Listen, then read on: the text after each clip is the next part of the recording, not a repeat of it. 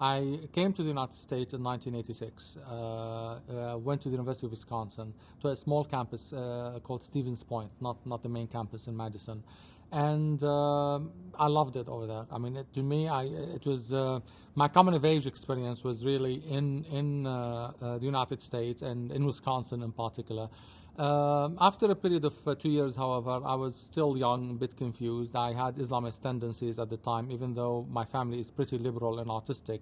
So I dropped out of college after a couple of years and went to Madison, went to a mosque there, became more invested in Islamic group, and I've read a lot about sort of the history of Islam, the jurisprudence, and I went through that period for about a couple of years. But by the end of it, I became disillusioned, really. I mean, for a variety of reasons. The more I read and about the history of Islam, the more I realized that there are a lot of conflict within the community, and that we really need to look at it more objectively rather than be a partisan of this group or that group, and that we needed somehow a new interpretation of the faith.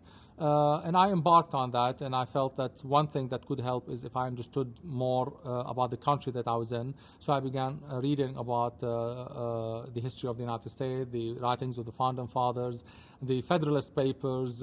Basically, I mean, I don't know how many people can say the Federalist Papers actually inspired them to quit their fanatical sort of outlook on life. But to me, the pragmatic spirit in the writings of the Federalist Papers and how people actually discussed how a nation can be established, how tyranny can be prevented through a structure of governments, by separating the powers, by putting all these checks and balances within the system. I was fascinated by that. By the time I really graduated, I became more of a secular humanist in terms of my outlook on life, and very much inspired, as I said, by the Americana, by the experiment that's called the United States, how America came to be, the values of the Founding Fathers, and how they did not impose them on a future generation. They sort of, in a sense, wrote a constitution and a Bill of Rights that was meant to correct their own failings and their own mistakes. They empowered the future generations,